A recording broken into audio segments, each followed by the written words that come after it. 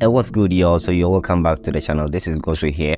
Today I'm just going to give you some quick updates on a Profem challenge account that I promised to be updating you on kind of consistent basis based on the trades I take, right?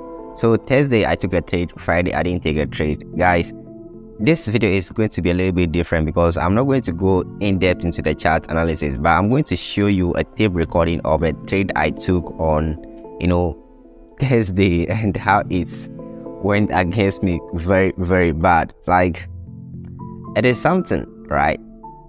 It went very bad. That particular day I think was the time I used a big lot size combined together. I took 3 positions in total, and each position was 0.1. I was 0.1, so in total that was 0.3. That's 0.3 lot size in total, and it was a GBP USD trade, and it all went against me. So right now my account balance is even down. It's no more 5k, but it's around 4,000 plus something, right? So I'm just going to give you a tape recording of that right now on the screen that you can see.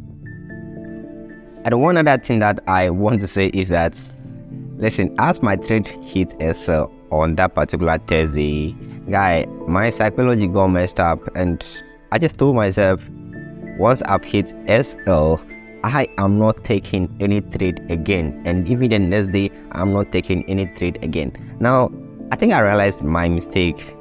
Yeah, it's a mistake because I cannot go back and correct it right now. If it were to be an error, I can go back and correct it, but right now it is a mistake. So yeah, it is what it is, right? It was a news that came out, and that was jobless claim news that came Thursday. The news came out. I also look at previous data on that particular news, and what I realized is that when the news comes out, like when it comes out, price move into the direction that it's supposed to move to, and after the news, price kind of consolidates, right, for the rest of the day. Then the next day, which normally is Friday, that's when price will begin to move. But I don't know, I was kind of using another strategy within the news as well. Meanwhile, I'm not supposed to be using this strategy to kind of trade at that particular time, me knowing very well that it's a news. I'm not supposed to be using much of technical analysis, but I was kind of relying on a technical and not the news. So the news came out and price was going down, right? Price was going deep down, but my technical told me that at this point I should buy from the market, right? So when price push, when the news push price down to that my level, which I was anticipating, I totally took my mind off the news, that this is a news and it can do anything at all. So I took my mind off the news and I went ahead to obey the technical. So I actually entered this one, how do they call it? I actually entered the markets, right? I placed a buy like just a minute after the news, and most of you know that news doesn't kind of get faded within a minute. The effect of the news lasts a little bit long, let's say 15 to 30 minutes. Yes, the effect of the news is always stays in the market for that long time before it's get off, right?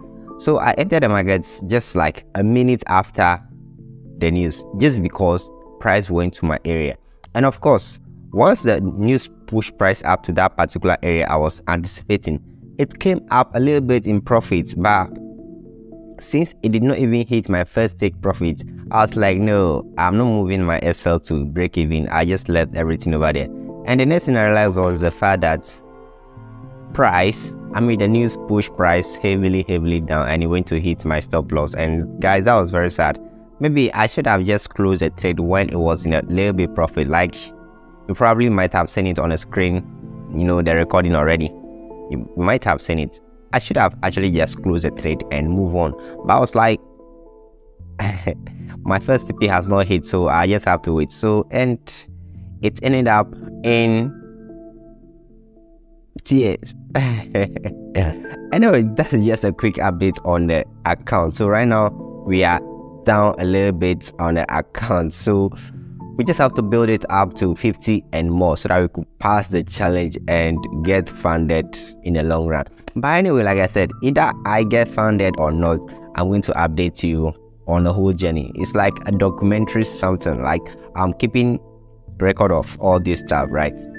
So you can just be part of me as we keep record of this stuff, and let's see how best we can progress with this, my first ever Pro-Firm challenge account I'm taking to challenge myself in a currency place, right?